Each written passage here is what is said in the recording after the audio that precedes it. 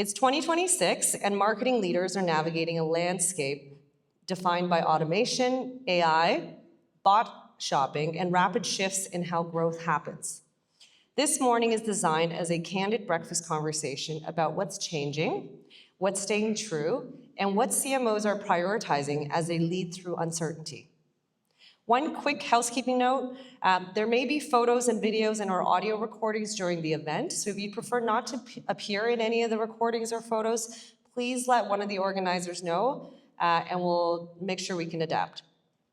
Okay, so thank you again to our sponsors. Thank you for supporting the clinic through a ticket, and thank you for showing up with curiosity and generosity this morning. Please help me welcome to the stage first our moderator, Dan Sorotschynski. Woo!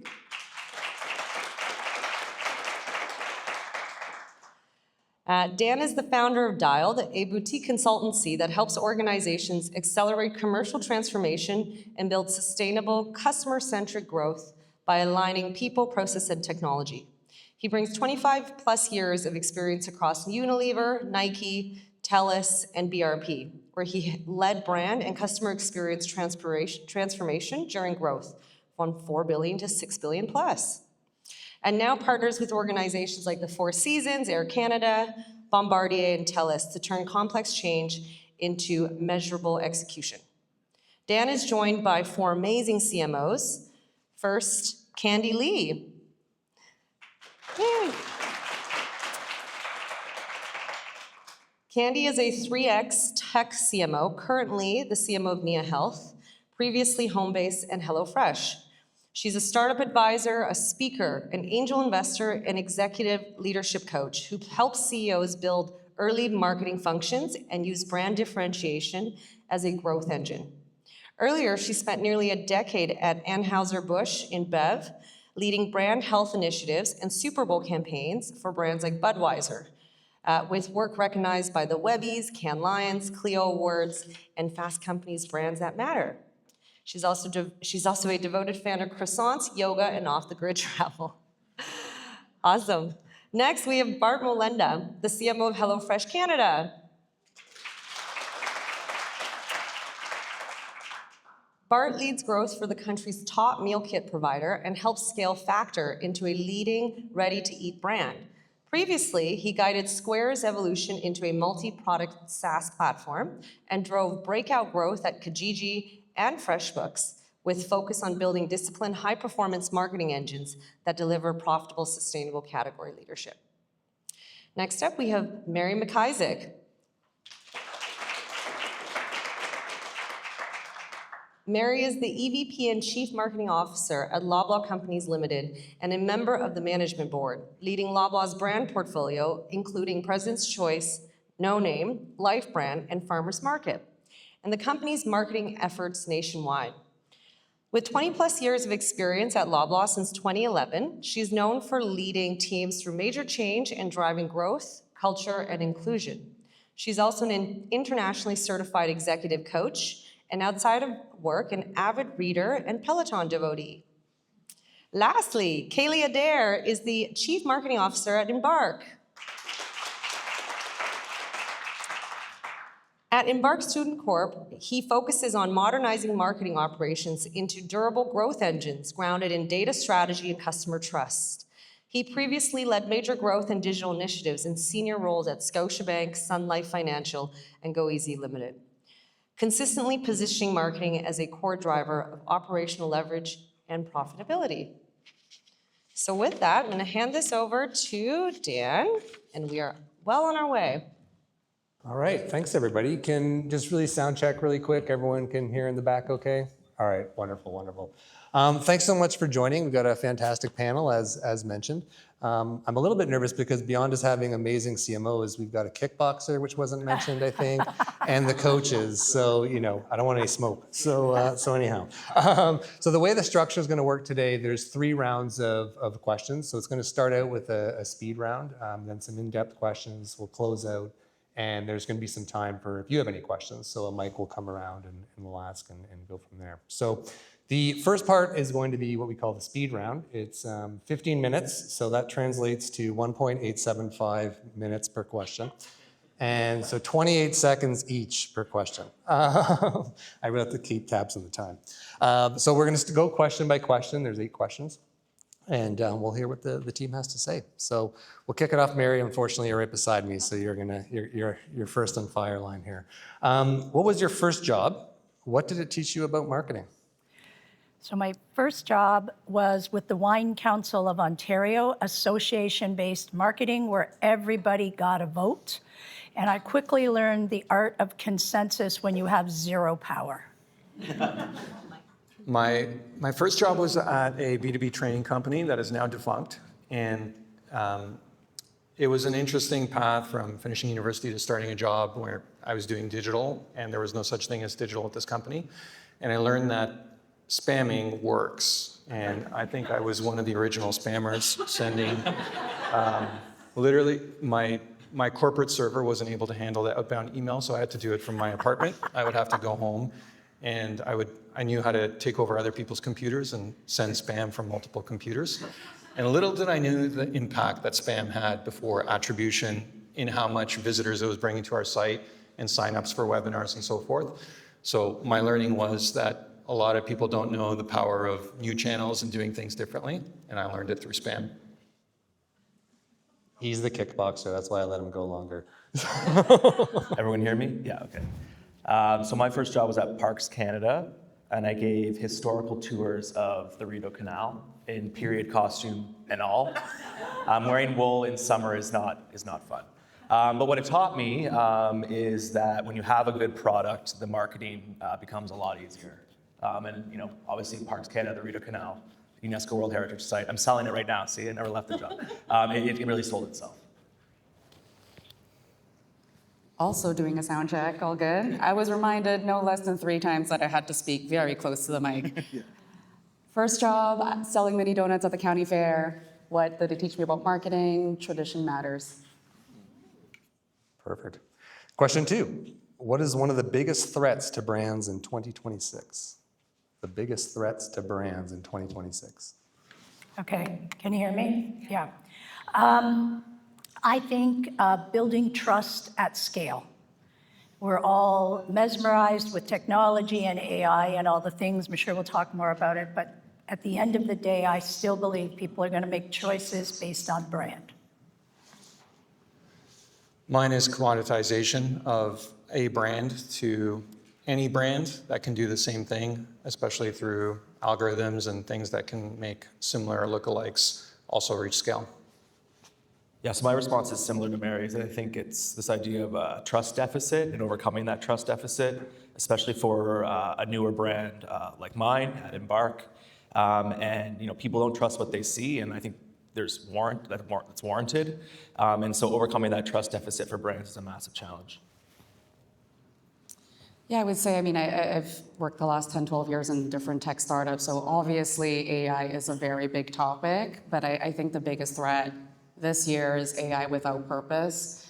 I heard a quote in an investor meeting not too long ago that really stuck with me, and because the investor said basically there's so many AI companies out there right now that are solutions looking for problems. So they've built the thing, it's cool tech, what's the actual thing they're trying to solve for? So making sure AI isn't your end solution, but it's actually more of an enablement tool, but that you're actually leading with strategy and purpose first. I was curious if anyone was going to say visibility, because I learned the word of 2025 was slop. And so being able to stand out in the sea is another interesting one. Cool. Question number 3. What marketing decisions have become easier and harder to make?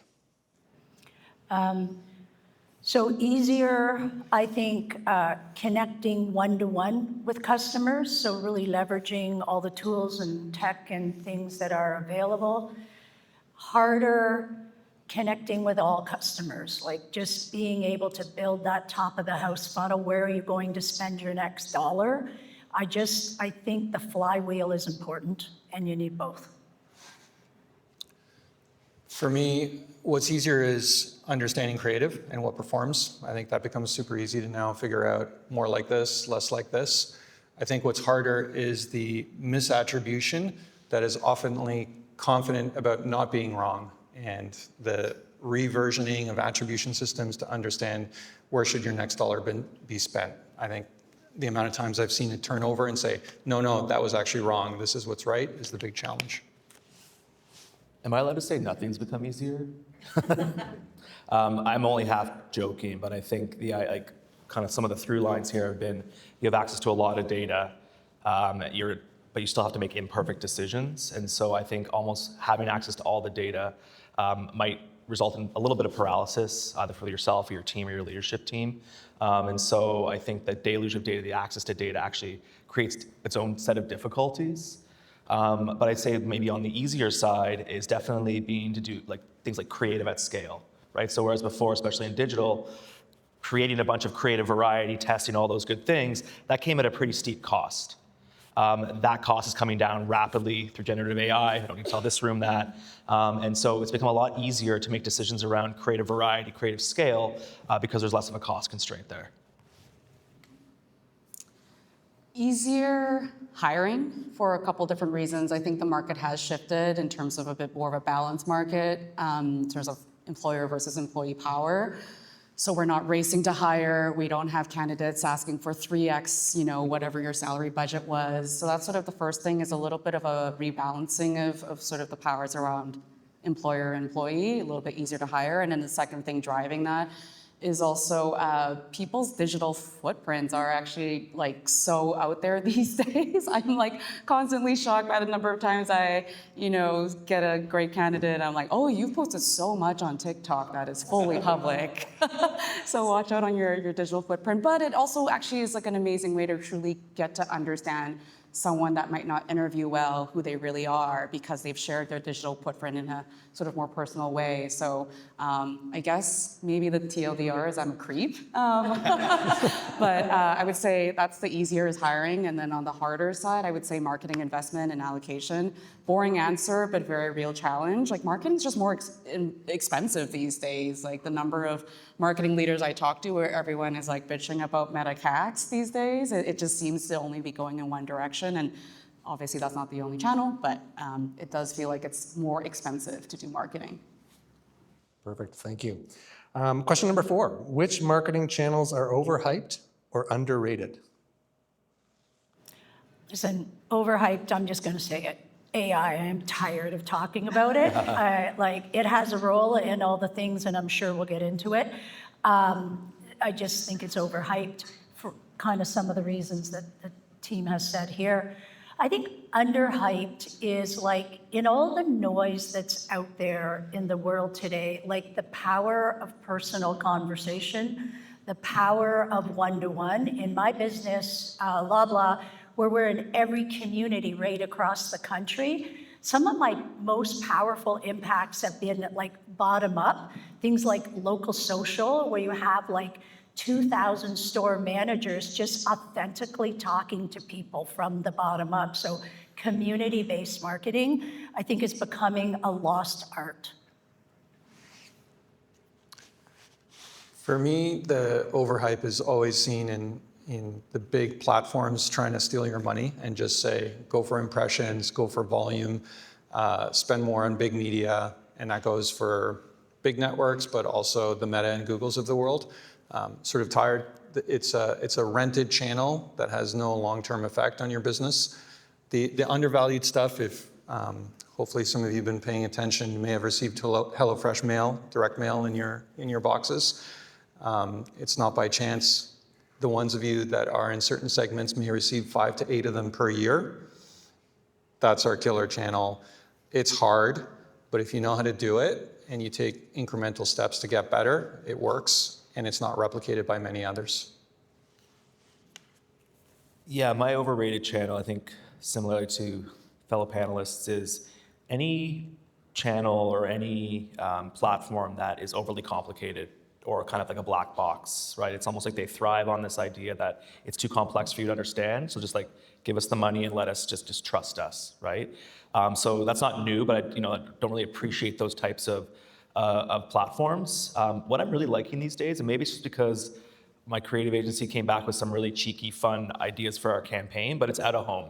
So maybe similar to direct mail, especially digital out of home where you can start to buy and scale.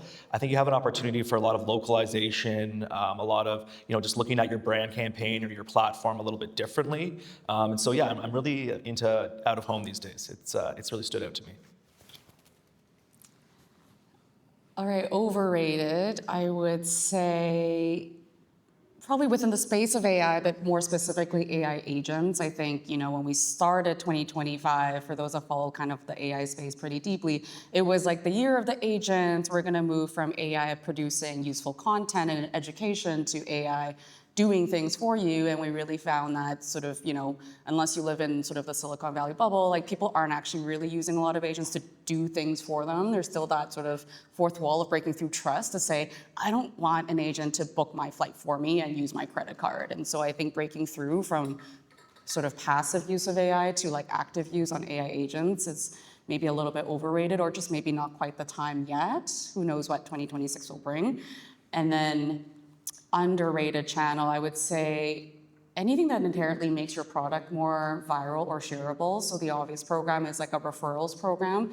Find a lot of products and brands maybe underinvest in the thinking and the amount of deep analytics you can do to understand, similar to direct mail, like what customer segments are referring more. Do you have super refers? And there's just so much rich data, and it's so ripe for just deeper thinking to really extract more. We made it 4 questions. This is the speed round. We gotta go faster.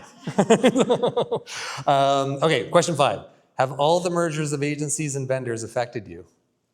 So the short answer is no. I have the luxury of having a fully integrated in-house agency, but we do have some really amazing partnerships with externals. Keeping it short. Love it. I'll say the same. Don't care. You guys are on it now. You're on it. I don't think so either. I think typically, Embark being kind of a medium-sized advertiser, we kind of find partners that are a similar size. And so, no, is my answer. Ditto, no. That's great. Thank you. What's one skill that has become mandatory for marketing success? Creative bravery. I'm keeping it short. Business fundamentals, knowing more than marketing, but business operations. Yeah, mine's financial acumen. Thinking like a general manager. Love the cross-section there. What is something that every brand absolutely must be doing in 2026? Speed and agility. I think you have to build brands to move with speed. Differentiation so that you stand out and also own your audience in a world where, again, like I said, commoditization can kill you, to stand out so that you're different than others. Yeah, I'm a huge fan of incrementality, so building things one step at a time over longer periods of time with speed and with pace. Rapid experimentation. Last question. If you had to choose between big market presence or hyper-personalization, which would you pick and why? I know I open-ended that once, but we'll still try to. Okay, so I'm going to get past wanting to say both, but big brand every time. You need to have demand to have personalization. Personalization on its own without demand doesn't do anything. Yeah, where my brand Embark is right now, it's about big brand awareness, because if you don't have that, you don't have trust, you're not going to get to personalization. Personalization without being creepy. Excellent. All right, you got us back on time. Thank you very much for that. That's the speed round. So we're going to go deeper now and be able to elaborate a bit more, have a little bit more flex in terms of what we're talking about. We can chat amongst each other as well, so it's okay if we have differing opinions. One of the things we did intentionally for this panel is that I think everyone's, as Mary said, super saturated with AI discussion. So these are not all AI-specific conversations. We're going to try to cross the chasm of the desk of the CMO. And we also know in the audience that we've got folks from all kinds of different backgrounds. So we tried to also keep it some variety in there as well, so to keep things interesting. So for the first question, what have been the biggest changes to marketing in your organization recently? So biggest changes for us, there's a couple. The first is, I would say we've shifted from being in the business of campaigns to really doubling down on brand continuity. And for my business anyways, and I'm sure with many, like our business is made up like 1,000 moments that matter. And we have to be there in those moments that matter. And so underneath that, we've had to create this much more highly functioning funnel. So we are continually and continuously engaging with our customers. And like most people, I'm sure, at the same time, we don't own all the levers. So we've had to really work hard to create a way of working. If you want to be doubling down on continuity, you have to be doubling down on this full funnel, and you have to be working in so much more harmony, because doing that at a time when budgets are dropping. And the other side of that, as I referenced, is like agility for us.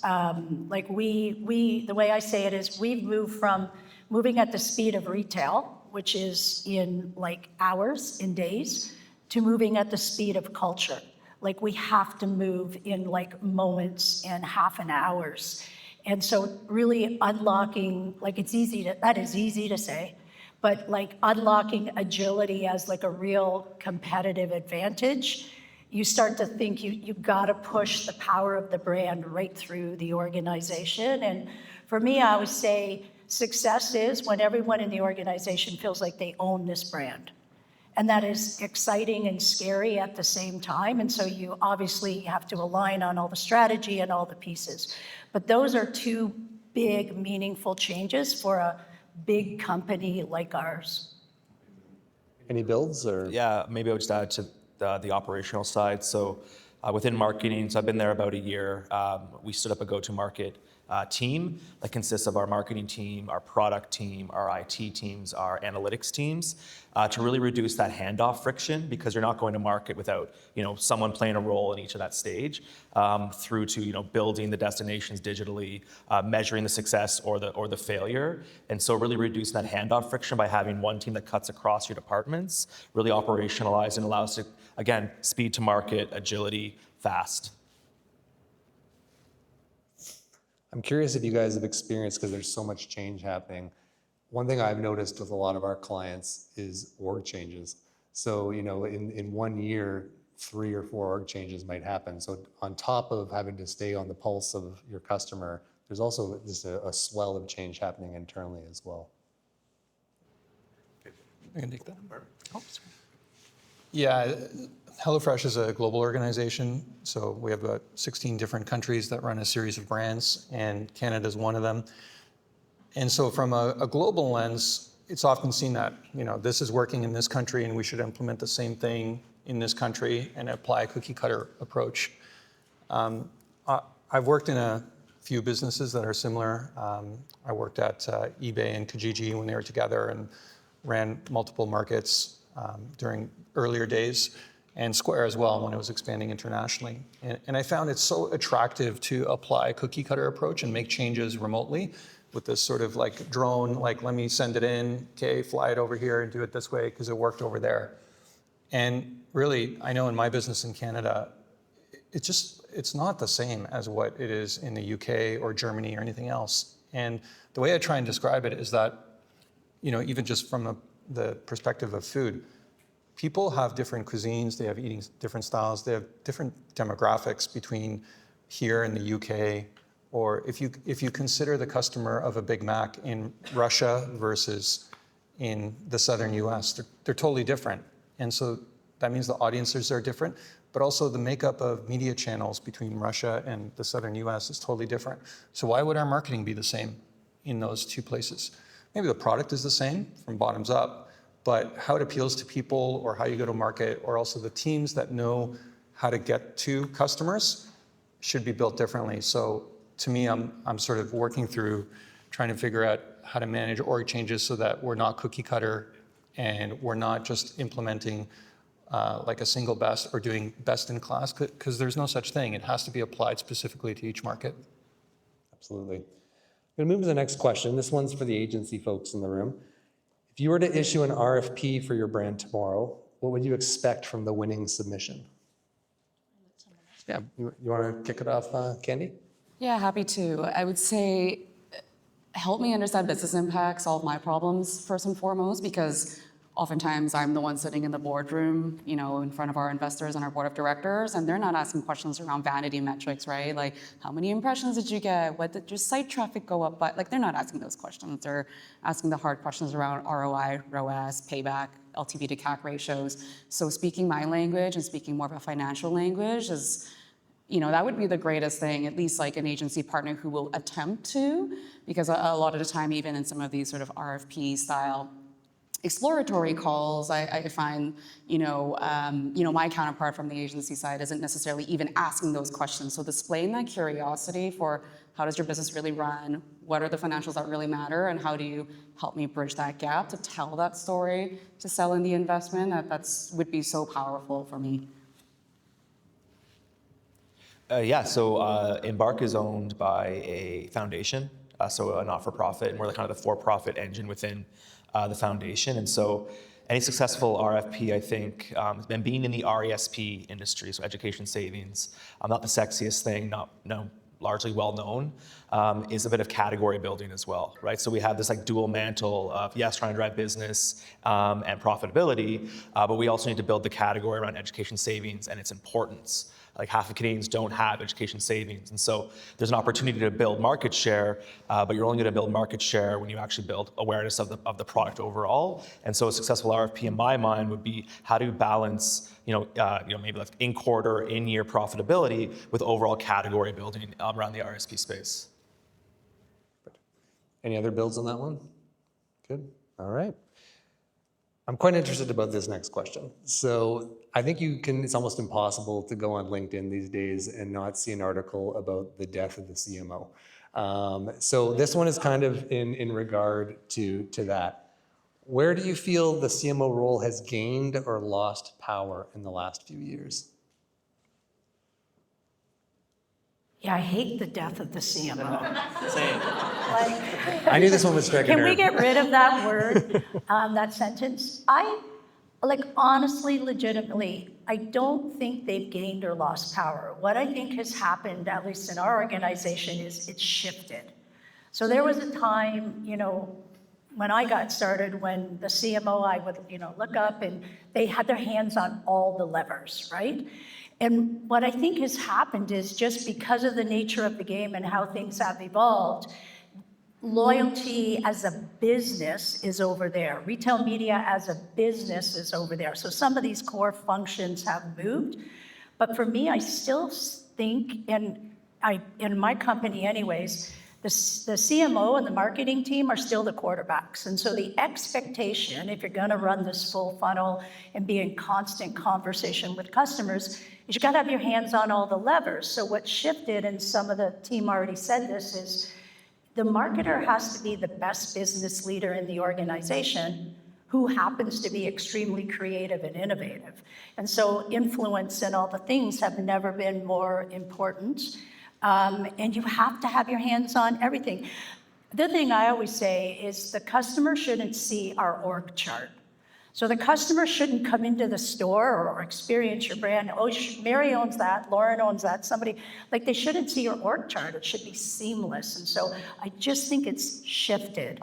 Clearly you woke me up on that one. I wanted to add that there is definitely a lot of that, but I do think the CMO is the most dangerous job in the organization. I think that it is the fall person for if customers are upset, if something goes wrong in the org that isn't seen as good, if for some reason the marketing doesn't attract customers, it's not the product, it's usually the marketing. So, it's a tough balance, but where I found myself adding more value is stepping out of a very tactical marketing function.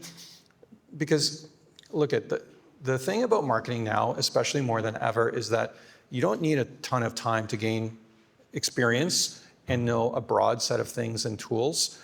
It's not like becoming a doctor where you have this long time frame in order to acquire all this knowledge, and then you become a doctor and you're a low value doctor because then you don't have experience. And then you gain experience, and that last part of your career is high value. In marketing, you get really deep in a shallow amount of time, and things change, so your value is very sort of current based on how deep you are on that thing.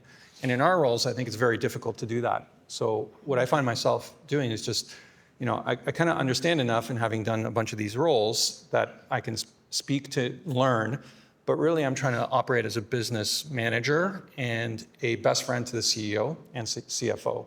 And I often joke that I actually report to the CFO because I spend the most money, and I'm responsible for the finance portion in terms of revenue coming in. So if I'm good with finance, and if I can act strategically with the CEO to be the shoulder to cry on, because they don't have anyone to talk to about their problems, but also to provide the insights around, here's what's happening in the market, here are competitors, here's some macro shifts, here's what we can do with government relations. Those are the things that can make him or her more successful, and that's where I find I'm more valuable to the organization. Yeah, and you're right. The CMO is the highest turnover C-suite position. I think it's 18 to 20 some odd months. Stop reminding us. You guys are doing great. I'll just quickly add, so I think to your point, like commercial accountability, right? So standing shoulder to shoulder. I think about, okay, where do I spend more of my time today than I did yesterday? And that is in conversations with the CFO around operating leverage, right? You have a ton of operating leverage in marketing. How do you deploy that operating leverage in the best way possible, so that you can reduce your cost of acquisition, your cost to serve? And the CMO sits at the center of all of that. And if I was going to, give a piece of advice to people that are trying to get into the CMO role, is get that financial acumen, understand how the business operates, understand how you have accountability for the profitability of the organization, both on the cost side as well as the expense side, and how through your teams, through your channels, you can exercise that operating leverage more than ever. Yeah, maybe I'll add a few thoughts too, because that was a trigger warning question. But I actually do think CMOs have not been, as like a global group, I would say, we are really bad at PRing ourselves. I do actually think that we've lost a lot of our power or given away a lot of our power. Like there's a couple of examples that come to mind. Like one, oftentimes, the more technical functions or capabilities, we're very happy to hand off to our CTO, et cetera. I was at a CMO roundtable not too long ago in New York, and everyone's, talking about what are you doing with AI workflows, et cetera. And like there were a couple of CMOs that shared back to me that, hey, I'm waiting for direction from my CTO. I'm like, but why? Your CTO is the one to source the tools. You're the one identifying the problem and the strategy. Why are you handing away this like AI ownership away to them? Like they're your technical partner to solution with you. And so I think over time, we've given away data infrastructure, we've given away our MarTech stack. A lot of the time we've given away, my last company was a software company. And so in SaaS, you often give away a lot in terms of, the actual product choices. Pricing has often been assigned to the product org. We've given away AI. And so, I'm sort of generalizing here for effect, if you will, but I actually do think over time, the scope's gotten too wide and then it's gotten very technical. And then so over time, we've given a lot away as like a larger group. Yeah, it's interesting. I found when I left CPG, I thought I was with a quarterback mindset as well. But when you leave the CPG environment, sometimes marketing is just the arts and crafts team. And I think it's those folks that are, that it gets challenging, because if you don't have that commercial underpinning, you kind of lose some of your integrity. But I do think that the CMO should be the common denominator through the business that stitches it all together and makes it seamless across departments. So We call it 2 martini minimum before a meeting. Okay, we're going to keep going. So if you had one data point to make marketing decisions, what would it be? We all love talking about KPIs, so here we go. Anyone want to kick that one off? Customer quality for me. Related customer lifetime value. We are completely and entirely focused on customer lifetime value. What's nice for us is our owner, CEO, he's got a generational focus. So that's a luxury that we have, being in the business of what does the next decade expect from our brands. For me, probably ROAS by channel. You never get perfect marketing attribution, but as close as possible, having a perspective on ROAS by channel. Yeah, we're in growth mode, so for me, it's cost of acquisition of new customer. That would be mine. fully loaded, so like across all costs. And are there any KPIs you guys find are overhyped? Because I find in the marketing space, there's so many KPIs, but so few pull them all together to tell like a holistic narrative. So I'm just kind of curious if there's things that have been overhyped or should be forgotten about. You know, the one I'm challenged with always is impressions. And as an example, Meta has made their pitch to move away from performance-based spend and CPA stuff to more so, we'll choose for you, just go for volume. So we're carpet bombing as per their request. In PR, you know, did we do more impressions last year versus this year? Does it help us any? You know, I struggle with that one. What else? Good. I completely agree. Can I just add one?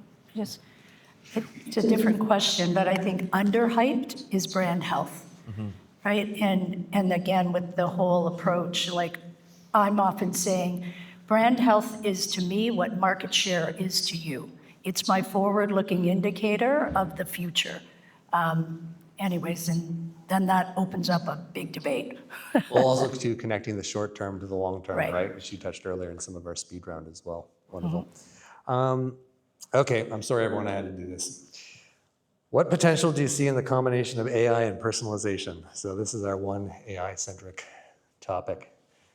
Yeah, I'll kind of share my thoughts on AI and personalization. I think the real question to really ask is like, where does the human in the loop get integrated?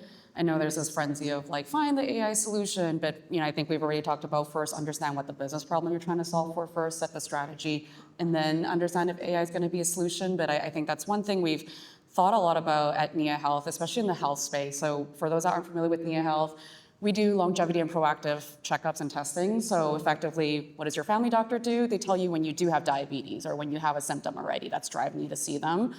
What we do is complement to that, where we're trying to do early detection. Wouldn't it be great to know if you have diabetes or you're at risk of diabetes, 10 years in advance, because you can actually take proactive measures now, like sleeping better, eat 5 almonds a day, I don't know, whatever, to sort of be able to bend that risk before it happens. So that's sort of what we do. And with that context, health is inherently very personal, but we do use some back-end AI solutions. But I think the crux of that is, whether you have family history or personal habits, et cetera, just making sure you're integrating the human, in our case, the human clinician, just to make sure there's accountability and someone to explain with empathy, like how are you integrating the human in the loop with this idea of still personalizing and still incorporating AI, but really intentionally and thoughtfully. Perfect. I can actually move on if that's good. Okay, perfect. This next question is my second favorite one I wanted to talk to you guys about. So if there's one thing I think we all experience on the marketing desk is the scrutiny around the budget. When budget season kind of comes around and they need cuts for that variable spend that everyone wants to go after. And there's a lot more involvement with the CFO now. So, if you had to defend brand investment with a skeptical CFO, how would you go about doing it?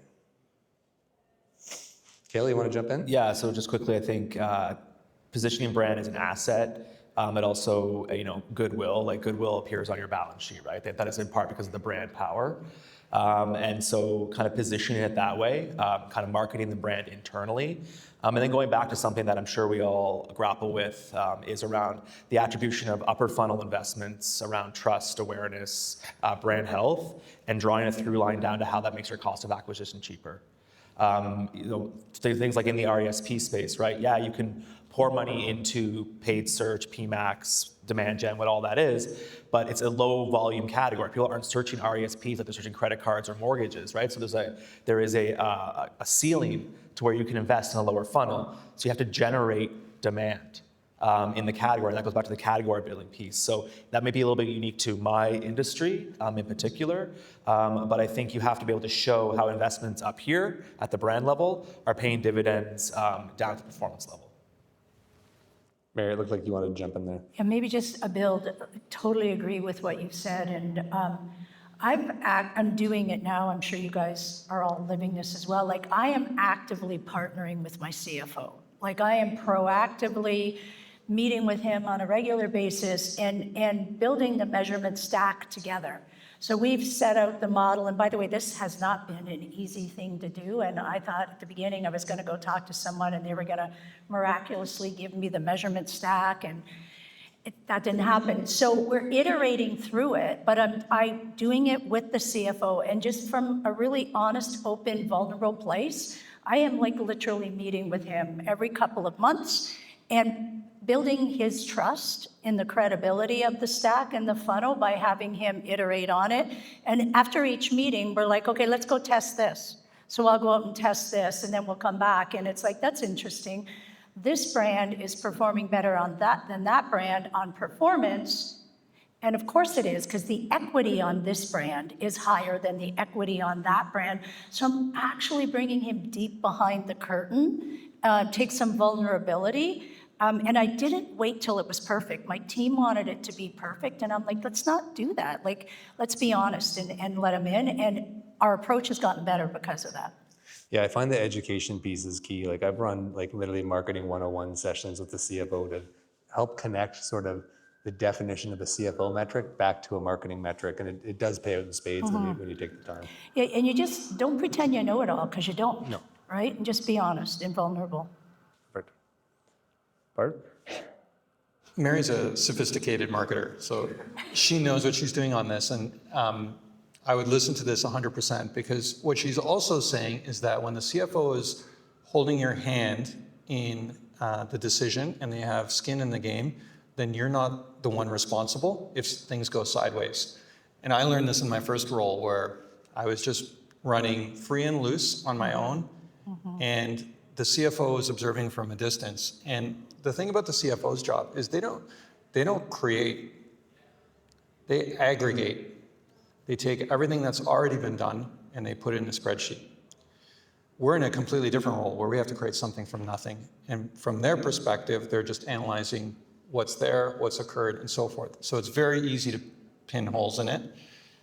But if they're holding your hand through this thing and making a decision or informing you this is going to be too much, this is bad, or if they believe in the risk profile that you're taking, then at least when you're standing up and discussing this, you have someone that is your ally in this. That otherwise, if they're hearing this for the first time, they will not be on your side on this. And that's a key statement. Agreed. Okay, I'll keep going. What capability do you believe must live inside the organization? It cannot leave the walls of your office. I'll do a quick one, is that the problem I've always seen with outsourcing a lot of agency work, and it could be creative, it could be a lot of stuff on programmatic, is that is part of your intellectual property in the org. And if you're not happy with that agency, it's really hard to figure out what in the formula is it that you need to keep or transfer. And so in a lot of cases, we always have to use freelancers or agencies to some extent, but really understanding the backbone of your business in terms of what are customers responding to, how are the algorithms working, how do I structure my campaigns in order to get the best performance. It's actually the IP of marketing in a way. Just like your product has IP, that IP is really tough to have out of house if you don't understand it. Any other builds from anyone? Maybe just building on that. Honestly, I think at the end of the day, it comes down to brand love and brand stewardship. Like, I believe that the marketing organization, you need to live and breathe and love your brands and be willing to die on your sword for that, right? And you can't outsource that. You absolutely should bring in partners who feel similar, but like I obviously the other side of my business is President's Choice and food. Like, I can't go to a friend's house without opening their cupboards and opening their fridge. And like, my family's like, oh God, there's gonna be a problem. And it's like, why? Why do you have that? Like, why do you, and so like, regardless of your brand, right? Like, you gotta live it and breathe it and love it, because these jobs are hard. And if you don't love it, it's gonna wear you down. So I think like brand stewardship is something, and you gotta just every single day be willing to die on your sword for people who are compromising that. Yeah, and we talked about this before the session, just about, getting close to the customer and kind of understanding like what they're going through. And I feel that it's almost a bit of a lost art. It's like spending that one-on-one time with your customers Yes. and really diving in. So we used to call it consumer connects back in our Unilever days, and we would be in people's rooms doing laundry and in their houses and talking about why they do things. So I do think it's an Like important if turn people away at the door with, get that bag out of here. No, not coming in, no. Yeah, maybe just a quick build. So on that, on front, I think you really need to own those types of customer interactions, whether it's panels or bringing people in to talk about their experiences with your brand. Like maybe you have a facilitator or someone help arrange, but like you have to be there. You have to understand it. You have to hear their words, right? When we go talk to our customers, they give people by name, right? So understand that connection. You have to hear the sentiment in their voice. And so reading a report's not going to give you that feeling, give you that understanding of the brand love. You have to be there in person. You have to, I believe, run those programs and remain very close to those types of things. Perfect. Okay, last question. What skill or capability do you feel will be essential for the CMO in 2026? Mine's the same, just business fundamentals. Forget about the technical marketing. If you want to get to the CMO level, you have to be an operator at a business functional level. Yeah, it's a big plus one. Like there's a thought leader in the San Francisco tech community that talks about it's actually like the death of the chief marketing officer and the rise of the chief market officer. So are you partnering with your CEO and like how are we going to win the business? How are we going to win the market? What's the next segment or product launch or business line we need to be launching? So having that more like 50,000 level view of the market and how you're going to win, and then having that then translated to CFO speak, basically. Yeah, again, +2 on that. Like understand the business, the fundamentals, how the operations work, and then also being in the room and making decisions around new products, whether that's digital products or physical products, and giving that direction. You have more insight on the customer, on the market than anyone else in that room, and your team is the one that actually helps it get to market, right? So you can almost envision it, and so you need to be at those tables, you need to be having those conversations, and you need to be driving those conversations more than ever. I totally agree. The acid test that I often say to myself and others is, if the CEO has a business problem and they're inviting 3 people into the room, you better be one of them. And if you're not doing your job. Okay, that closes the in-depth questions. We're just going to kind of close things out now. Last question, what's one trend you're betting on for 2026? Offline difficult things. Everybody can replicate a Facebook campaign. I don't know. Did anyone use Factor Meals? We launched Factor about a year and a half ago. Ready-to-eat meals, fastest growing food business in Canada, 0 to 100 million in just over a year.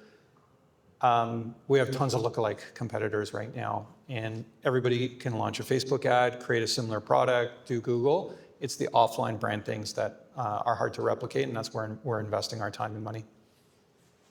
I think building community is a really big one. We started this session talking about how brands are losing trust and people are more skeptical than ever. And so, uniting and raising the profile of your brand through community and building that is so critical to build that trust. Yeah, I would second the building trust, especially for the Embark brand. We're in financial services, and not only that, but we are stewards of money that goes towards your child's future education. That's a pretty, it's a pretty big responsibility. People are not going to give you and entrust you with their money unless they trust you and think that you are a legitimate steward of that. And so for me, it's continuing to build trust and trust around the brand. There's not tactics like community, like brand affiliations that can get you there. But in order to punch through and in order to be successful, I think that's what you need to do. Perfect. Thank you very much, everybody. We're going to switch over to questions from the audience. So if anybody has any questions, you can put your hand up. I believe we have a mic floating around. So just for a clarifier, it's for the recording. The questions around the personalization, but not how do you make it not creepy, and kind of going a bit deeper on that point. Yeah, absolutely. I mean, I think a lot of it comes from the philosophy of like the right tactics and the right playbook for the right stage of company and brand that you're at. So I've worked on brands like a HelloFresh or a Budweiser, Bud Light, where you're like, what do I do with my $15 million in brand spend this year? I'm at a very early stage startup right now. And so it's really about winning the customer one by one and going as deep as you can, which is the right tactic for us at this stage of company. One day when we have $50 million in brand spend, I might answer that question differently. But right now, our strategy is like, how are we going to win market penetration? how are we going to, what is the game and battlefield we're actually playing in right now? It really is winning the customer one by one through thoughtful, intentional personalization, especially in the health space. You want to be personal in a sort of non-creepy way. Like, I don't need to know every single one of your symptoms and ailments, but how do you be personal enough so that you can have such a deep interaction with them that you generate that brand love at first point of interaction so that they become an evangelist. They're talking about you. And so sort of a two-prong approach. We think the personalization leads to brand love, which then leads to some kind of virality, word of mouth. That's sort of the game we're playing right now at our stage. Okay, so the question, again, is just about the sentiment of the Canadian consumer and how it's changed, particularly in the recent months. Well, I can tell you what our business is coming up against, and it's the trade-off between saving for something that's relatively far in the future with more immediate cost pressures and needs. And so what we're trying to, as marketers get around is that you can save a little bit, like incremental over the course of many years. But ultimately it comes down to, if you have a discretionary dollar to save, are you going to put it into an RRSP? Are you going to put it into your child's savings? Are you going to do something else with that dollar in terms of an investment? And we are competing for that dollar. So if the consumer sentiment is around uncertain, and uncertain if that dollar is going to be there tomorrow, it's really trying to complement that narrative, recognize that fear of uncertainty, and then help them make the right choice with the money that they have available to them. Okay, so I think the question was how you're capturing the conversion moment outside of traditional kind of means of connecting with consumers. So I think, it's an excellent question. And honestly, that's what had us move out of campaigns and into like doubling down on continuity. And like our practical business is retail and groceries. But the business we're in is just meeting the customer where they are at and really deeply understanding their needs without being creepy, as you said.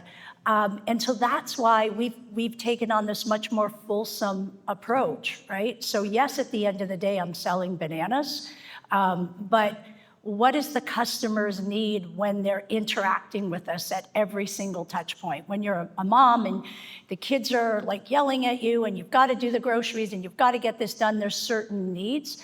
And that's why for us, we have to do all aspects of the funnel, like the brand at the top and the conversion. So we're thinking of it full funnel. And I agree with my partners here that performance is so important, but it's only as impactful or efficient as the brand equity is. So it is hard and it's so much more complicated than it ever was. But it's that you have to be in every single moment that matters. You just can't do it any other way. Yeah, so this is just outsourcing AI to kind of look beyond traditional research metrics and your point of view on how that's evolving and changing and the impact.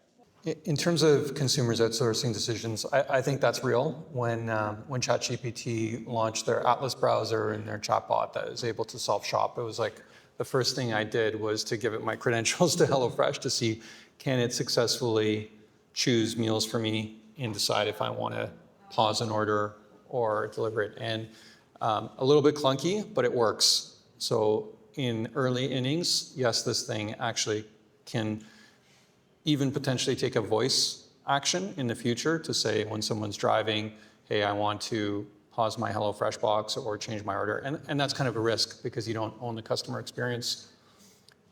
We have a US CEO that runs the US business on a bunch of different fronts, and he's a former Microsoft guy, which I won't hold against him, but he also was involved in Alexa and the growth of Alexa through those early days. And he is adamantly against us doing any full integration into Alexa or voice apps. We have to own the customer experience. And to answer your question, the direction I think we're headed from the future is that we can't take the ownership of the customer and decision-making off of our platform. We're actually doubling down to prevent what's happening and what you're describing so that they don't feel that going to an AI tool or decisions being made off of platform are best for them. that we give them a reason to come and choose through us. So we have to incorporate those things that make it easier for them to make decisions to buy us.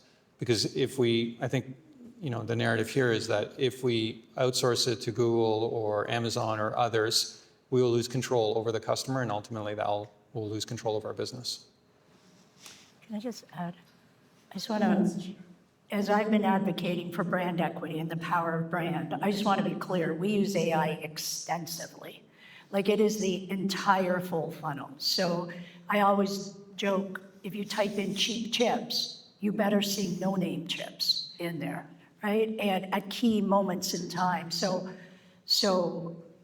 I believe in the full funnel. I just think it's easy to do one thing instead of the other. And I think what I'm saying, and many of the partners here, is you have to do it all. You got to be there in the moment. And every customer is a little bit different. Like, I don't get in my car without consulting AI. Like, it's just part of life. So it's both and you have to have the human touch as well. Yeah, when we talked about that last question about trends you were betting on for 26, I thought maybe we'd start talking about the evolution of SEO to kind of generative engine optimization and the whole geo side of things. So excellent. I think we have time for, yeah. All right, so this is, what would you pass on to the young marketers of today that you've learned over the years? This one might be obvious, but I still run into it all the time, especially when you're like preparing board materials. In my case, a lot of the time is no one knows what you're talking about when you use a lot of jargon, a lot of specifics. You might think that it sounds like you're coming off like you know what you're talking about, you're smart, but people are just like their eyes, you can see it like glaze over. They kind of read past the words. And so I would I make a concerted effort to try to communicate simply, clearly, and deliberately around kind of what the team's doing, what the successes and benefits are to the organization, and try to stay away from the inside baseball speak, the jargon, as much as humanly possible. And it's extremely tempting to do it because yes, you know what you're talking about. But if you step outside the day-to-day of a marketer, a lot of people don't know this terminology. And so I would just stress that when you go into those rooms and have those conversations, it's a challenge. It's more of a challenge to say something simply than it is to throw a bunch of $10 words at people. We talked a lot about business acumen, so +1. I would say for a young marketer getting started in their career, learn to code. I really think we are seeing, with all these AI tools and ChatGPT, all that fun stuff, like we are seeing the rise of the generalist marketer because a ChatGPT or a Claude can actually answer a lot of the questions. They can run SQL queries for you. They can, they can get you to a relatively good proficiency in any kind of specialization on whether it's ad platforms or product marketing, et cetera. And so I really do think, maybe this is a little bit more specific to tech startups, but it is the rise of the generalist marketer who actually knows how to throw out like prototypes really, really quickly. So get to know the vibe coding tools, like get to know Replit, get to know Lovable, play around, like build new sign-up flows, onboarding flows, like fast iteration, MVPs, prototypes, like being able to do that, you're gonna be like leaps and bounds beyond, someone 5-10 years your senior. One thing that's common still today versus 20 or 25 years ago when I started in marketing is that the people who get promoted, the people who are indispensable, are the people who have a can-do attitude on anything in any field.